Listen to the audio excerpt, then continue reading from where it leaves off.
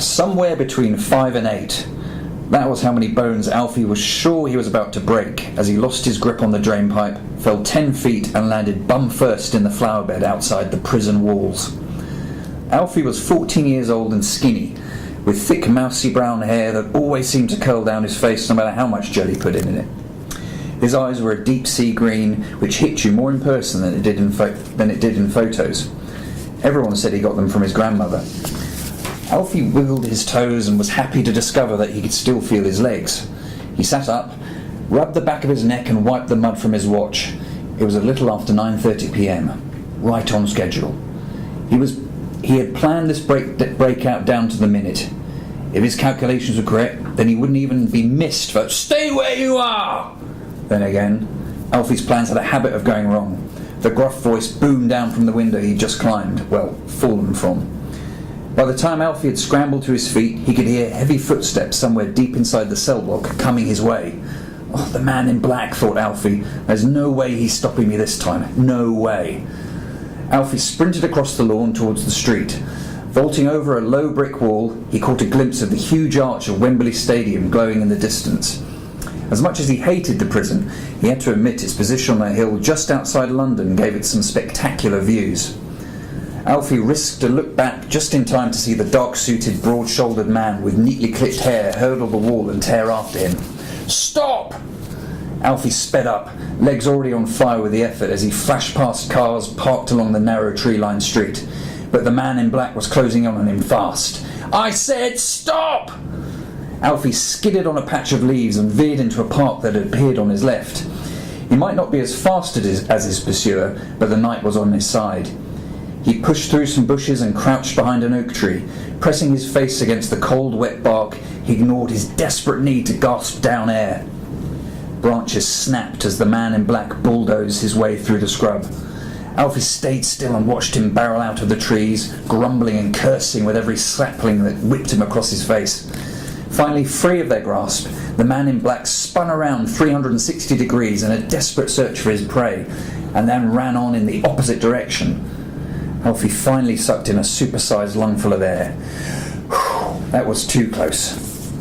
A few minutes later, double-checking no one was on his trail, Alfie crossed over the Station Road bridge. A train thundered below him on its way out of the city. Every night he would lie awake in his cell listening to the distant rumble from the tracks and dream about hopping onto a carriage one day and just seeing where it took him. Mountains would be good, or a forest, or a lonely moorland. Alfie had always liked the wilderness. Somewhere remote where he could just be by himself. And a bus trundled past, faces gazing blankly from the windows. Alfie snapped out of it. What was he thinking? There were too many cameras on the station, too many people. Besides, he had his mission. It was decided. He needed to focus. Alfie picked up the pace, fished a crumpled baseball cap out of his jacket pocket and pulled it over his head. The one thing that he'd learned about disguises over the years was that less is more. Forget false beards and noses. The trick was not to draw too much attention to yourself. Blend in. Be inconspicuous. It was Alfie's favourite word. He hurried across the bridge and onto the bustling high street. It was a world away from his usual surroundings, but he was enjoying himself. It was just so good to be out. Alfie broke into a jog, sticking as much as he could to the shadows, avoiding the late-night shoppers who passed him by without a glance. And then suddenly, there it was in front of him, a modest little building with a bright neon sign in the window. His goal, the end to his quest. Alfie reached for the door handle and stopped in his tracks. Snipers. Half a dozen of them, sitting inside. They were dug in around a table, idly adjusting their telescopic lenses, no doubt swapping war stories as they waited for their target. For him. Alfie realised his mistake, but it was too late. He shouldn't have stopped walking. He should have just breezed past, not gawped like a dumb kid straight at the enemy. As bad luck would have it, one of the snipers, bearded and craggy with all manner of equipment draped over his shoulders and shoved into his As bad luck would have it, one of the snipers, bearded and craggy with all manner of equipment draped over his shoulders and shoved into a utility belt, glanced up and locked eyes with Alfie. He couldn't hear him through the glass of the door, but Alfie could read his lips well enough. There he is! Mission aborted. For the second time that night, Alfie ran for his life, but this time there was nowhere to hide.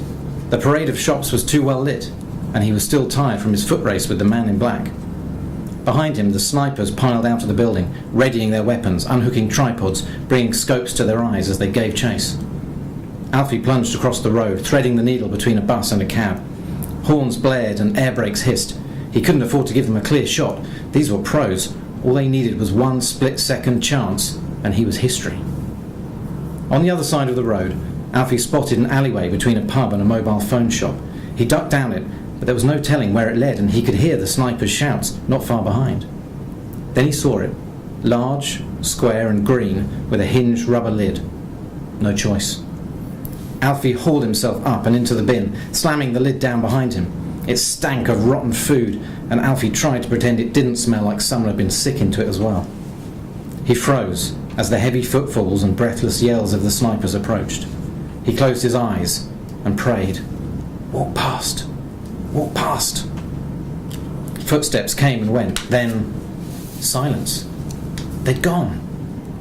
Alfie was desperate to escape his foul hiding place, but he forced himself to wait another full minute before he eased the lid up and peeked out. Flash! Light exploded all around him as the bearded sniper took a clean headshot. Alfie screamed and fell back. Alfie screamed and flew back, 1,000 supernovas in his eyes. He looked up, dazed, as the sniper leaned in for another shot, tearing back the bin's lid and pushing the long lens of his camera into Alfie's face. Say cheese, Your Highness!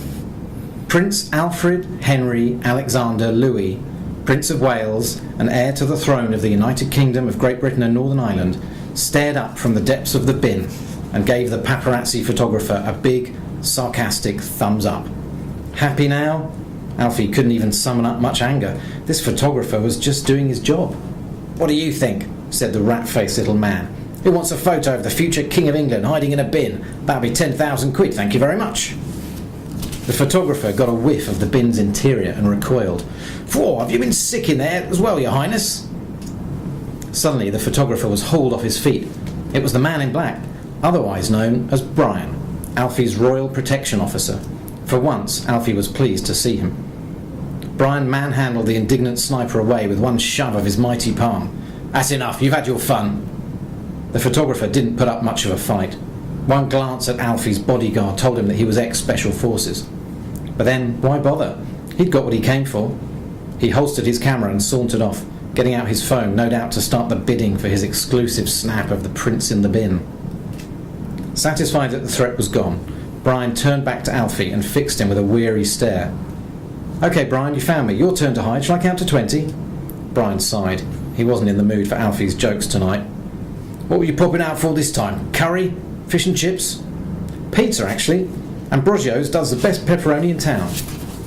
It also happens to be where all the paps go to eat every Thursday night, Brian snorted. You're annoyed with me, aren't you? Making you run around like that, said Alfie. I was, till I saw you hiding in a bin. That's cheered me right up. Suppose it's back to prison then, is it? Alfie extended his hand, but Brian backed off, holding his nose. If you're talking about school, then yeah, it is. Can't wait to see how you explain this one to the headmaster tomorrow, he laughed. Alfie tried to clamber out of the bin, but Brian pushed him back again. Hold up, you're not getting in my car smelling like that. I can't walk back, Alfie pleaded. There'll be snipers everywhere by now. Brian furrowed his brow and looked up and down the alleyway. Good point. Hold your breath. Why? Alfie ducked as Brian slammed the lid back down over him. Brian! Alfie yelled from the darkness. Put a sock in it, there's a good lad. You never know, you might get lucky and find some pizza in there. The bodyguard grinned as he wheeled the bin off, whistling God Save the King.